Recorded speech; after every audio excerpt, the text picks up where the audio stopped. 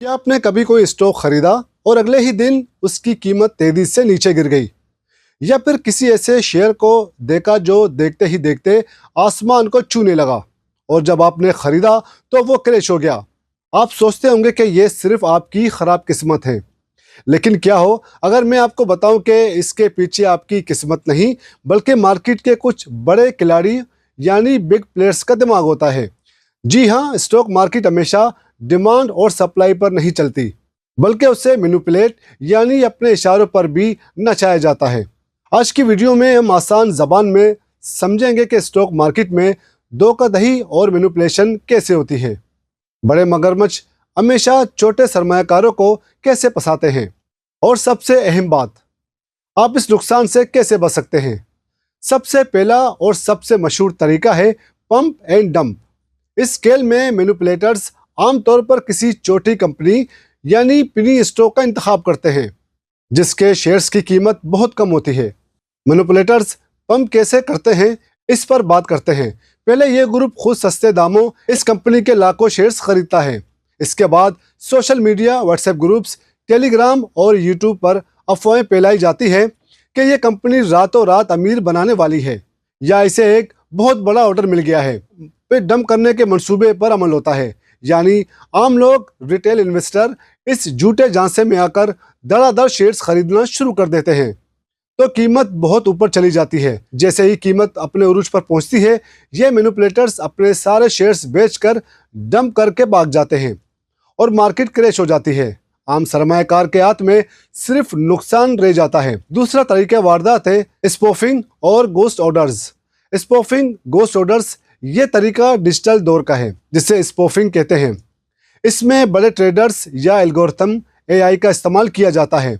Manipulators market की orders book में किसी स्टॉक को खरीदने के लिए बहुत बड़े ऑर्डर्स, फेक बाय ऑर्डर्स डाल देते हैं ताकि मार्केट में यह तासुर पैदा हो कि इस स्टॉक की बहुत ज़्यादा डिमांड है। लेकिन याद रहे कि इनका मकसद इन शेयर्स को खरीदना नहीं होता।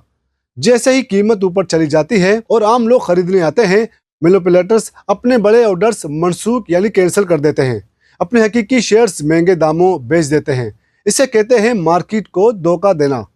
तीसरा तरीका इनसाइड ट्रेडिंग। अब बात करते हैं इस तरीके की जो कानूनन जुर्म है लेकिन फिर भी बहुत होता है। इनसाइड ट्रेडिंग क्या है? फर्ज करें किसी कंपनी के सीईओ को पता लगे कि अगले हफ्ते इनकी कंपनी को बहुत बड़ा नुकसान होने वाला है या कोई बड़ी डील कैंसिल होने वाली है और ये खबर अभी तक पब्लिक भी नहीं होती, तो वो सीईओ खुफिया तौर पर अपने शेयर्स बेच देता है या अपने रिश्तेदारों को अलर्ट कर देता है। जब खबर पब्लिक होती है तो मार्केट गिर जाती है, लेकिन वो पहले ही अपना पैसा बचा चुका होता है। ये आम सरमायाकारों के साथ खुली नाइंसाफी है, या उसे इस तरीके से भी बयान किया जा सकता है कि अगर किसी कंपनी की दवा को हुकूमत ने मुस्तरद किया है तो ये खबर बाहर आने से पहले कंपनी का मालिक अपने शेयर्स खामोशी से बेच देगा। आवाम को खबर अगले दिन मिलती है। जब वो बेचने निकलते हैं, स्टॉक 30% गिर चुका होता है। अगरचे रेगुलेटर्स इस पर सख्त नज़र रखे हुए हैं, लेकिन फर्जी नामों और रिश्तेदारों के अकाउंट्स के जरिए ये खेल आज भी जारी है। चौथा तरीका है शॉर्ट एंड डिस्टॉर्ट। आपने पंप एंड डंप में देखा कि कीमत को ऊपर ले जाया जाता है, लेकिन शॉर्ट एंड डिस्टॉर्ट इसका बिल्कुल उलट है। इसमें मैनिपुलेटर्स पहले किसी कंपनी के शेयर्स को शॉर्ट करते हैं, यानी कीमत गिरने पर मुनाफा कमाने की पोजीशन लेते हैं। इसके बाद वो इस कंपनी के बारे में मुनफी प्रोपेगेंडा यानी झूठी रिपोर्ट्स और बुरी खबरें फैलाते हैं कि कंपनी दिवालिया होने वाली है या इसका प्रोडक्ट फेल हो गया है। खौफ की वजह से लोग अपने शेयर्स सस्ते दामों बेचना शुरू कर देते हैं। मार्केट गिरती है और ये मैनिपुलेटर्स करोड़ों रुपए कमा लेते हैं। इकोनॉमिक्स की किताबें हमें सिखाती हैं कि स्टॉक मार्केट डिमांड और सप्लाई के उसूल पर काम करती है। अगर किसी कंपनी का बिजनेस अच्छा है तो उसका स्टॉक ऊपर जाएगा, और अगर बिजनेस खराब है तो नीचे जाएगा। स्टॉक मार्केट में सच्चाई इससे बिल्कुल मुख्तलिफ है। इस खेल को समझने के लिए पहले ये जानना ज़रूरी है कि शिकारी कौन है और शिकार कौन। मार्केट में दो तरह के खिलाड़ी होते हैं। रिटेल इन्वेस्टर्स यानी आप और मैं, जो अपनी मेहनत की कमाई से चंद हज़ार या चंद लाख इन्वेस्ट करते हैं। मार्केट मेकर्स और वेल्स, ये वो बड़े एज फंड्स, इन्वेस्टमेंट बैंक और अरबपति ब्रोकर्स हैं जिनके पास खरबों रुपए का सरमाया होता है। जब एक आम इन्वेस्टर मार्केट में आता है तो वो मंतक और रिसर्च का इस्तेमाल करता है, लेकिन ये वेल्स मार्केट को चलाने के लिए इंसानी नफ्सियात, खास तौर पर लालच और खौफ का इस्तेमाल करती है। ये बड़े खिलाड़ी मार्केट को इस तरह मैनिपुलेट करते हैं कि आम इन्वेस्टर खुद चलकर इनके जाल में फंस जाता है। अब तक आप सोच रहे होंगे कि अगर मार्केट इतनी ही मैनिपुलेटेड है तो आम इन्वेस्टर यहाँ क्यों आए? क्या यहाँ सिर्फ नुकसान ही लिखा है? तो इसका जवाब है नहीं। मैनिपुलेटर सिर्फ उन लोगों का शिकार करते हैं जो शॉर्टकट ढूंढते हैं। अगर आप इन 4 सुनहरी उसूलों को अपनाएं तो दुनिया का कोई भी बड़ा मैनिपुलेटर्स भी आपका 1 रुपया भी नहीं छीन सकता। हमेशा फंडामेंटल्स पर भरोसा करें। मैनिपुलेशन ज्यादातर सस्ते, घटिया और पेनी स्टॉक में ही होती है।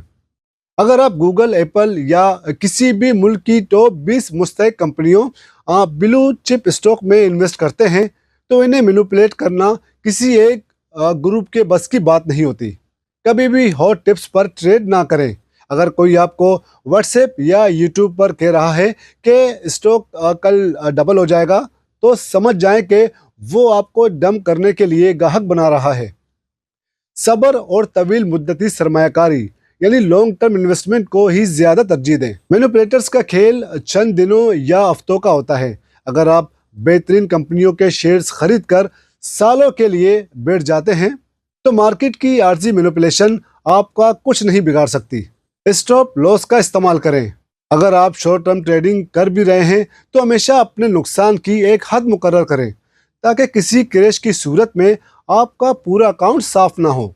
इसी तरह अगर कोई स्टॉक बगैर किसी वजह के रोज 10% ऊपर जा रहा हो तो इसके पीछे मत भागें। यह पंप एंड डंप का जाल हो सकता है। स्टॉक मार्केट अमीर बनने का बेहतरीन जरिया है, बशर्ते कि आप इसे सीख कर और होशियारी से करें। मैनिपुलेटर सिर्फ उन लोगों को लूटते हैं जो लालच में आकर बगैर सोचे समझे पैसा लगाते हैं। आपका इस बारे में क्या ख्याल है? क्या आप कभी किसी ऐसे झांसे का शिकार हुए हैं? नीचे कमेंट्स में ज़रूर बताएं। अगर वीडियो मालूमाती लगी हो तो इसे लाइक करें और अपने दोस्तों के साथ शेयर करें। और इस तरह की मज़ीद वीडियोस के लिए हमारे चैनल को सब्सक्राइब करना ना भूलिएगा। मिलते हैं अगली वीडियो में, तब तक के लिए इजाज़त दीजिए। अल्लाह हाफिज़। ठीक है। अथॉरिटी तो सबसे बड़ी जो है एससीसीपी है, जो स्टॉक मार्केट को कंट्रोल करती है। जहाँ भी शिकायत हो, स्टॉक एक्सचेंज का एक अपना भी फोरम है, वहाँ भी आप शिकायत कर सकते हो। और दूसरा ये एससीसीपी का एक इधर है, वहाँ भी आप कंप्लेंट सेल में कंप्लेन कर सकते हो। अब मैनिपुलेट को रोका जाए या कैसे किया जाए, ये को बाजार देखा नहीं जा सकता, क्योंकि इसका तो टाइमली जो होता है कि गेम होती है कि जो किसी को बेकान खबर मिल जाती है, कोई होती है, तो इस तरह वो गेम खेल के निकल जाते हैं और लोग अपने मुतासिर होते हैं। लेकिन इसके मुतासिर होने की ये कोई कंप्लेन सेल, आप कंप्लेन तो कर दोगे, लेकिन आप प्रूफ कैसे करोगे ये आपके खिलाफ कोई ऐसा हुआ है? इसलिए कि इसका तो कोई फ़ायदा ही नहीं है। अगर आपको लगता है कि कोई मैनिपुलेट किया है तो स्क्रिप्ट से आदमी दूर है। स्टॉक एक्सचेंज वैसे भी कंपनियों को लेटर लिखती है कि अगर जो शेयर प्राइस रोज़ाना की बुनियाद पर या अक्सर बहुत तेज़ ऊपर नीचे होती है तो कंपनी इसकी अपनी वो देती है क्लेरिफिकेशन कि हमारा कंपनी में कोई मतलब लेन देन नहीं है। लेकिन बहरहाल जो भी है, इससे कंप्लेंट सेल है पाकिस्तान स्टॉक एक्सचेंज के ऑफिस में भी और एसएसबी में भी। ये एसएसबी रेगुलेटर के हिसाब से अपना जो है चीज़ें इंक्वायरी करता रहता है और लोगों को पेनल्टियाँ भी लगाता रहता है। सबसे अच्छा ये कि जो इन्वेस्ट है वो अपना सीडीसी अकाउंट खुलवा ले अपने बचने के लिए। दूसरा ये कि फौरी तौर पे जब मार्केट ऊपर जा रही होती है हर शेयर की, कोई भी शेयर की, तो उसमें फ़ौरन कूदना मुनासिब नहीं है। तो उसको देखते रहे कि कब तक इसका जो बबल बैठ जाए, फिर वो शेयर खरीद सकते हैं।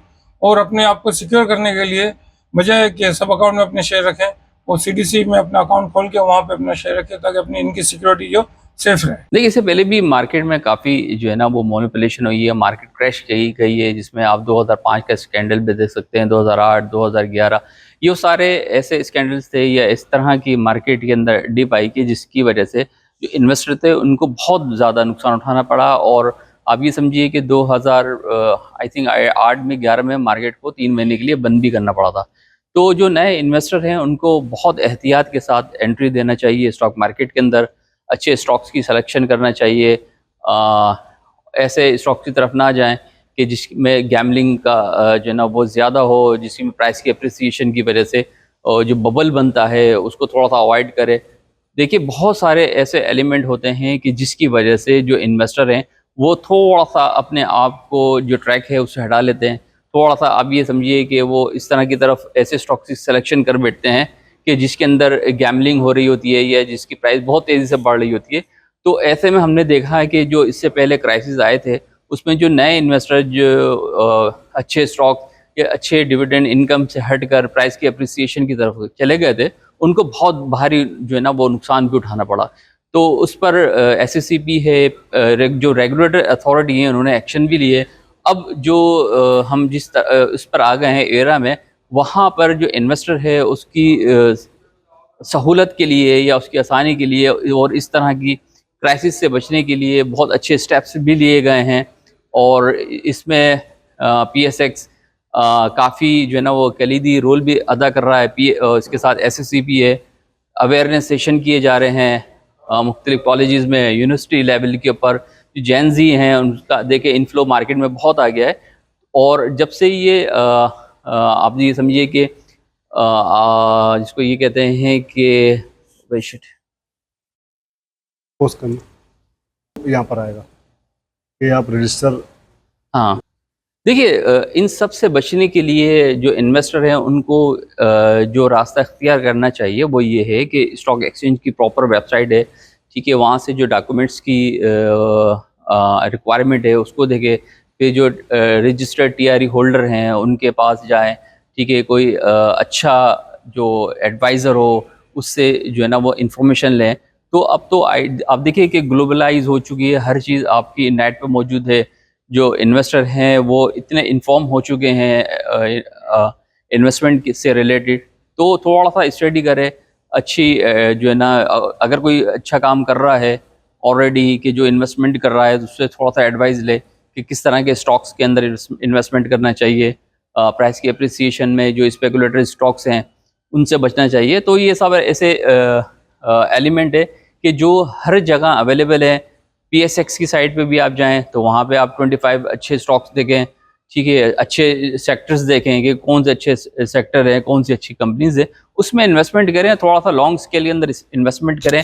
तो इसमें कोई दो राय नहीं है कि यहाँ पर रिटर्न बहुत अच्छा है, बट ये ज़रूर देखें कि जो रिस्क फैक्टर है उसको भी कंसिडर करें। और रिस्क फैक्टर से और इस तरह की गैम्बलिंग से बचने के लिए सबसे बेहतर तरीका ये है कि अच्छे स्टॉक्स की सिलेक्शन करें। की बात